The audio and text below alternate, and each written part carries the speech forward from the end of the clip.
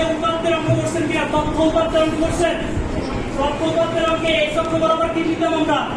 শ্রেণী ব্যবধান। আর উলম্ব বরাবর ডান দিকে যেটা নিতাম সেটাকে কি নিতাম? গণসংখ্যা বা নির্ণয়ের মান নিতাম।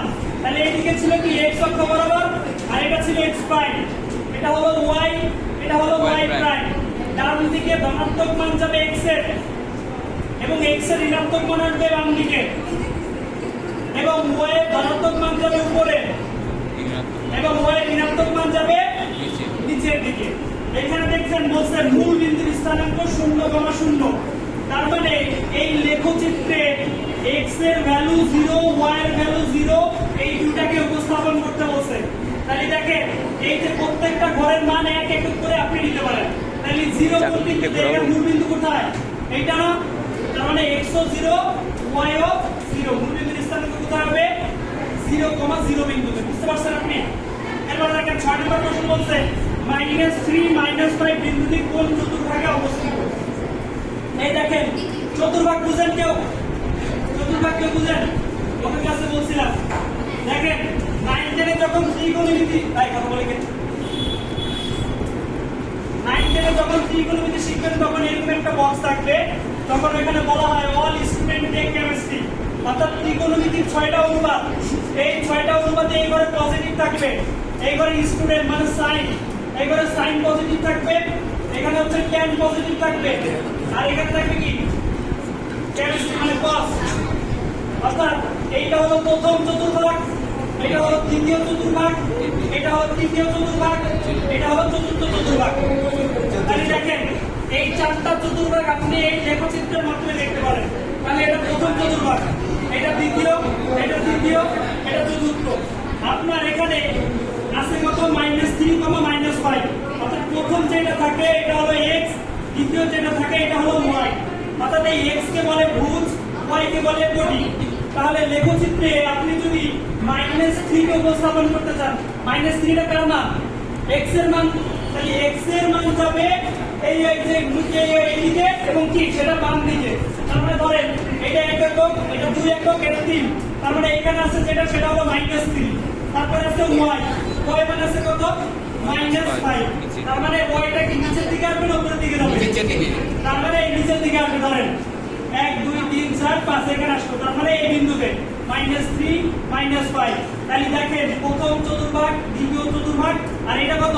তৃতীয় চতুর্ভাগ। তার মানে -3, -5 কোন চতুর্ভাগে আছে?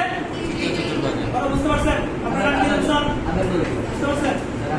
প্রথম দিকে দেখেন এখানে x, y এটাকে বলে ক্রোমোজোম। কি বলে? এই প্রথমটাকে বলে ভুজ, আর দ্বিতীয়টাকে বলে হলো কোটি। মানে x এর ভ্যালু কে ভুজ বলে, আর y এর ভ্যালু কি বলে? কোটি। তাহলে এই যে এখানে আপনার আছে যে বিন্দুটা সেটা হলো -3 -5।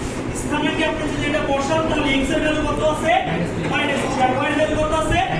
তাহলে -3 যদি লেখচিত্রে স্থাপন করেন x এরটা ডান দিকে যাবে না বাম দিকে যাবে? ঋণাত্মক মান কোন দিকে আসবে? ধরেন মনে করলাম 1 2 3 এখানে আসছে, তাহলে x এর পরেরটা আছে y, y এর কত আছে? -5। তাহলে এটা কি উপরের দিকে যাবে না নিচের দিকে? তাহলে নিচের দিকে আসলে এই যে ঘরটা আছে, এই ঘরটা কোন চতুর্ভাগে পড়ে? এটা কোথা থেকে আসে? এই যে দেখেন প্রথম চতুর্ভাগ, দ্বিতীয়, তৃতীয়, চতুর্থ। কথা কি বোঝা গেছে? তাহলে -3 -5 তৃতীয় চতুর্ভাগে। 7 নম্বর এমসিকিউ। এটা বুঝছেন তো? বুঝে দিলাম।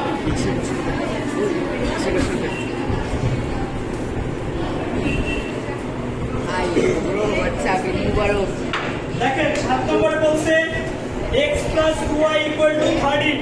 এই সমীকরণের লেখচিত্রের উপর অবস্থিত বিন্দু নির্ণয় করতে বলছে। আপনাকে এখানে ইকুয়েশন বলে দিয়েছে x + 2y = 3। এই ইকুয়াল টু সামথিং মানে এই বাম পাশে যা আছে আর ডান পাশে যা আছে এই দুটোকে ব্যালেন্স অর্থাৎ সমান হবে। তাহলে সেই ক্ষেত্রে দেখেন 1 নম্বরে বলে দিয়েছে 10,10। তার মানে কত? x এর ভ্যালু প্রথমটাই কত বলছে? 10, y এর ভ্যালু কত বলছে? তাহলে আপনি এই সমীকরণে x 10 বসান, y এর 10 বসান। তাহলে 10 করে 20, তাহলে 30। দেখেন ডান পাশে 30, বাম পাশেটা 30 সেম আসছে। তার মানে প্রথমটা ঠিক।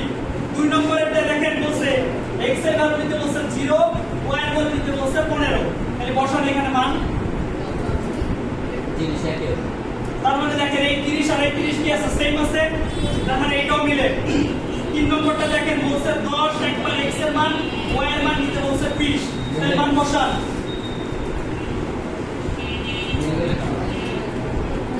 50 50 আর 30 কি সেম, তার মানে মিলে না, উত্তর হবে 1 আর 2। দেখেন অপশনে 1 আর 2 উত্তর আছে, বুঝছেন?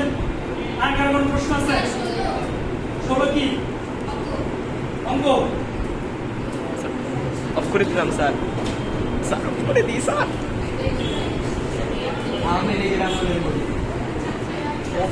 স্যার অফ করে দিই স্যার, অফ করে দিও স্যার।